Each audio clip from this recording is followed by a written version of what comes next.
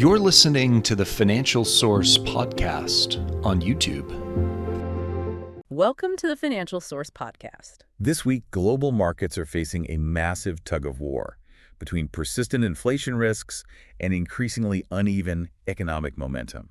We just saw a glaring divergence in the United States, where a surge in manufacturing activity collided head-on with a surprisingly weak jobs report, forcing the Federal Reserve into a tight corner. With similar mixed signals coming out of China and Canada, the path forward for global interest rates is murkier than ever. Today, we are breaking down how these contradictory data points are reshaping central bank policy across the globe.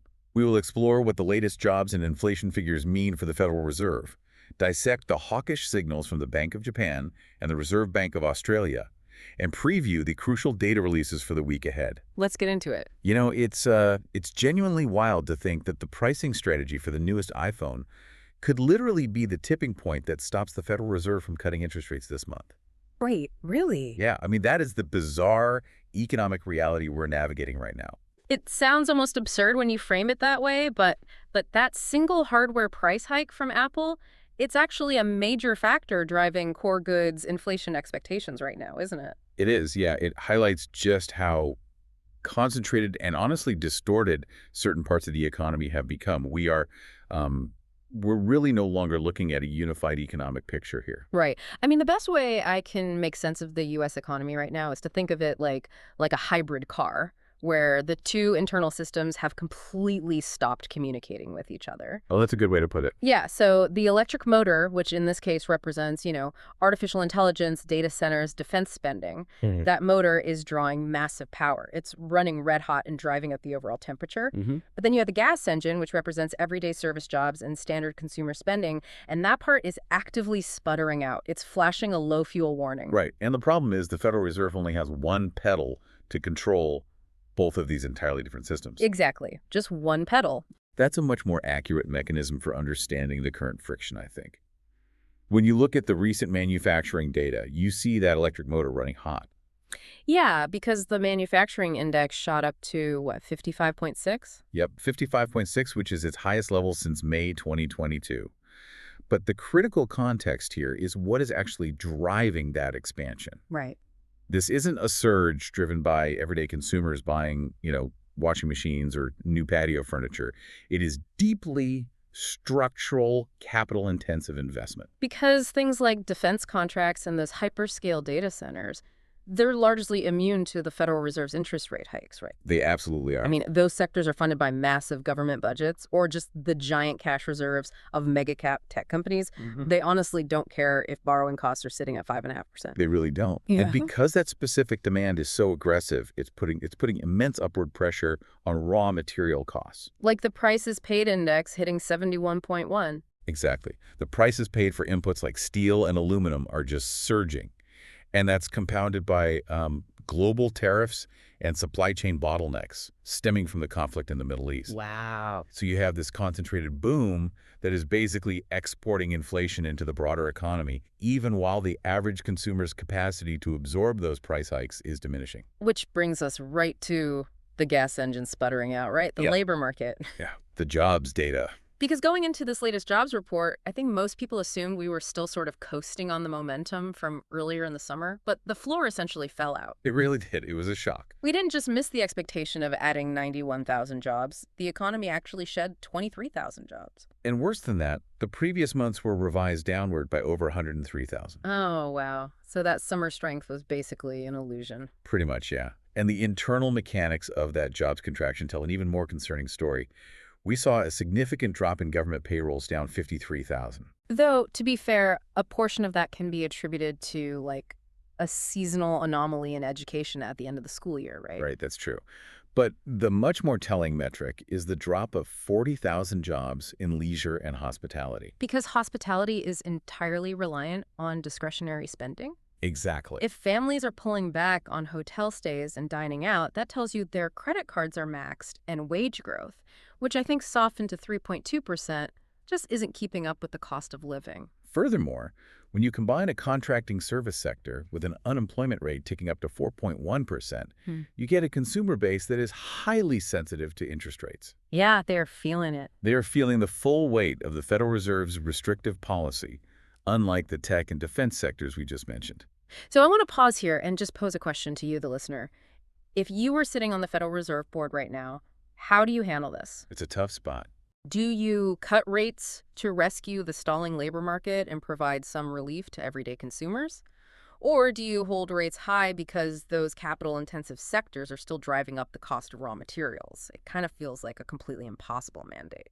Well, the Federal Reserve has been very explicit about their priorities in recent communications. Oh, really? What are they prioritizing? Officials have stated clearly that inflation, not the labor market, remains their primary constraint. They are terrified of cutting rates too early and sparking a second wave of inflation, similar to the policy mistakes of the 1970s. Ah, right. So all eyes are on the upcoming inflation data to see if it forces their hand. We have the Consumer Price Index dropping this week. What are the specific mechanics we need to be watching there? So the consensus expects headline inflation to rise by just 0.1% for the month, with core inflation rising 0.2%. Okay, that sounds pretty calm. It does. But beneath those calm headline numbers is a chaotic tug of war. We have auto insurance premiums finally cooling, and airline fares are actually expected to drop significantly by about 1.5%. But pulling in the exact opposite direction is that massive spike in core goods, right? Yep. Heavily influenced by Apple raising hardware prices by 15 to 30% starting back in late June. It is staggering that a single tech company's pricing power can distort a national economic metric like that. It really is. But alongside that inflation data, we also get retail sales numbers. And I was looking at the projections from a Federal Reserve Bank of Chicago. What did they find? Well, when you strip out auto sales and adjust for inflation, they expect retail and food services sales to be completely flat. Zero real growth. And if that holds true, it creates a very uncomfortable limbo for financial markets. I mean, think about the implications for your own portfolio. Right. If consumer demand is flatlining and the labor market is contracting, but inflation stays artificially hot because of data centers and iPhones, the Federal Reserve is trapped. They can't cut rates. They cannot cut rates. Oh. And that forces money markets to completely reprice their expectations, which sends bond yields spiking and equities tumbling. You know, that reliance on technology and data centers to prop up the U.S. economy isn't an isolated phenomenon. If we pivot and look at China right now, global tech demand is virtually the only thing masking a severe domestic slump. Oh, the macroeconomic split in China is absolutely staggering. The domestic economy is losing significant momentum. Yeah, we're seeing both the manufacturing and services sectors sliding toward contraction. Exactly. Manufacturing is down around 50.9, services fell sharply to 50.4, and business confidence is hitting multi-year lows. The internal consumer engine in China has largely stalled. I'm genuinely struggling to reconcile those two realities, because if nobody inside China is buying anything and domestic confidence is just gone, how did their trade surplus just widen to over $112 billion? It's a great question. How are their exports up nearly 24% year on year? Are they just dumping cheap inventory on the rest of the world? Well, there is an element of overcapacity, sure, but there is a much more urgent geopolitical mechanism driving those export numbers. Which is? Front-loading. Exporters in China are watching the geopolitical landscape, particularly the threat of new Western tariffs and protectionist measures. And they are rushing to get their goods onto ships before those policies take effect. Ah, so they are essentially pulling future sales into the present just to beat the legislative clock. Exactly. And fulfilling that massive global demand for semiconductors and tech components we discussed earlier. But the critical question is, what happens to global supply chains when that artificial rush inevitably stops? Right, because you create a temporary glut of shipping containers and port activity, which is obviously going to be followed by a severe drought in orders. Yes, exactly. That kind of whiplash is incredibly difficult for global logistics to handle. It also puts an immense amount of pressure on Beijing to deploy massive internal stimulus because, I mean, they cannot rely on panic-driven exports forever to prop up their economy. They can't. And that is the central focus for analysts watching China this week. Will Beijing intervene, or will they just let the domestic slowdown run its course? Let's contrast that severe internal weakness with what is happening in Canada, because their recent data completely bucked the global trend. It really did. If the U.S. labor market was the major disappointment, Canada was the absolute outlier. The expectation was a modest gain of around 12,500 jobs, and they ended up adding 75,000. And the underlying quality of that data is what makes it so significant. The vast majority of those additions were full-time positions. Wow. Yeah, and the unemployment rate actually ticked down to 6.4%, even as more people actively entered the labor force looking for work. Why the massive divergence between the U.S. shedding jobs and Canada surging in full-time hiring? It largely comes down to the different pacing of their economic cycles and some specific sectoral catch-up. But more importantly, we need to focus on what this means for monetary policy. The Bank of Canada has been weighing sticky inflation against the risk of an economic hard landing. This stellar jobs report gives them the ultimate luxury for a central bank. Which is time. Exactly, time. It buys them immense patience. They don't have to panic and cut rates to save a dying labor market. They can hold steady and just observe how U.S.-Canada trade uncertainties evolve. Furthermore, it allows them to assess whether the U.S. slowdown will organically cool Canadian inflation without the Bank of Canada having to do any more heavy lifting. So North America's playing a high-stakes waiting game, weighing patience and potential easing. But if you move capital over to the Asia-Pacific region, that breathing room vanishes entirely. Oh, completely. The central banks there are dealing with immediate present-tense inflation threats, and they are holding a very hard, hawkish line. The contrast in central bank posturing is really striking. Let's examine the Bank of Japan, for example. They are releasing the internal opinions from their late July meeting, where they held rates at 1.00%. But the focus isn't on the decision to hold, but rather the internal dissent that occurred. It was an 8-to-1 vote. Yeah, one of the board members, Takada, actually broke ranks and voted to hike rates by 25 basis points immediately. And that dissent is a glaring signal to the markets. And it's amplified by Governor Ueda's recent communications. Mm-hmm. He explicitly warned about the risk of inflation overshooting their historical norms. Mm-hmm. And crucially, he stated that the Bank of Japan will not wait for data to perfectly prove that inflation has stabilized at 2%. Before they take further action. Wait, why does Governor Ueda not care about waiting for perfect data? Usually, central bankers are obsessed with waiting for confirmation.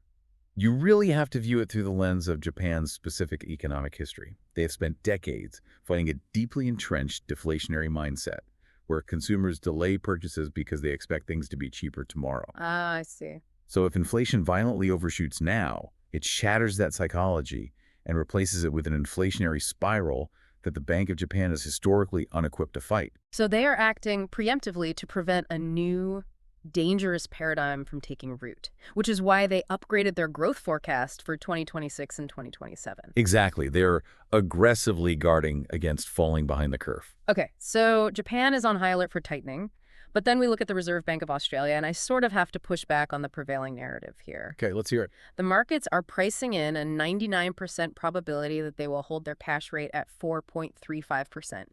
But Australia's headline inflation just dropped to 0.6% for the quarter. That's true. Their preferred metric, the trimmed mean, was also softer than expected at 0.8%, and they added over 76,000 jobs. So if inflation is cooling and employment is robust, why is the Reserve Bank of Australia acting so incredibly tough and hawkish? It is a critical distinction between absolute levels and trajectory. Yes, the trajectory is cooling, with year-on-year inflation dropping to 3.9%. But the Reserve Bank of Australia operates with a strict target range of 2 to 3%. Right. So while 3.9% is an improvement, it remains objectively too high. I guess they can't celebrate a victory when they're still missing the target by nearly a full percentage point. Exactly. And Governor Bullock understands the psychology of inflation perfectly. In her recent press conference, she was adamant that the board is highly concerned about inflation remaining sticky, and she absolutely refused to rule out further rate hikes.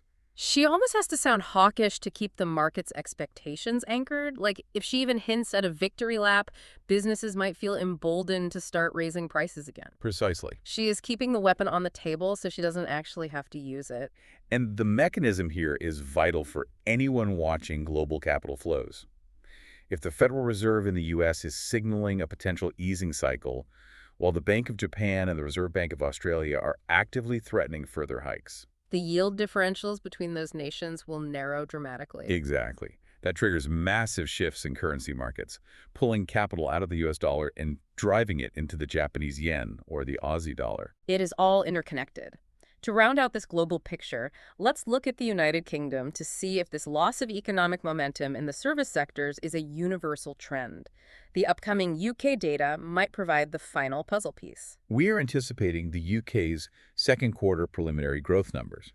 While the quarter-on-quarter growth is expected to be a modest 0.4%, the specific monthly data for June is projecting a negative 0.1% contraction. And when you dive into the commentary from purchasing managers in the UK, it reads like an echo chamber of the global issues we have discussed today. It really does. They are citing severe cost pressures, lackluster consumer demand, and of course, all the supply chain uncertainties spiraling out of the Middle East conflict. Those geopolitical developments are acting as a massive, unpredictable variable in the Bank of England's monetary policy equation. Right. The primary focus has been ensuring that second-round effects like wages spiraling upward to chase the cost of living do not cement themselves in the UK economy. But if a lasting ceasefire were to actually materialize in the Middle East, that would drastically reduce energy and shipping pressures, right? It would, significantly. So combine that with a soft domestic growth print, and the Bank of England might suddenly find themselves with the political and economic cover to pivot aggressively toward cutting rates. It brings the entire global landscape full circle.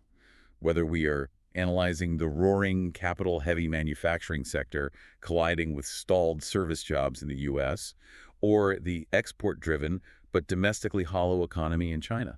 Or the stubborn inflation forcing Australia and Japan to hold a hawkish line. Exactly. The overriding theme is identical. The global economy is fundamentally fractured. We are seeing incredibly specialized, well-funded sectors booming, while the everyday domestic economy, the parts reliant on standard wage growth and affordable credit, is breaking down. Which leaves us with a critical philosophical question regarding modern monetary policy. What's that? Well, in an era where global growth is heavily skewed by artificial intelligence, defense spending, and geopolitical front-loading, while traditional consumer sectors falter, can central banks continue to rely on a single blunt instrument? Wow.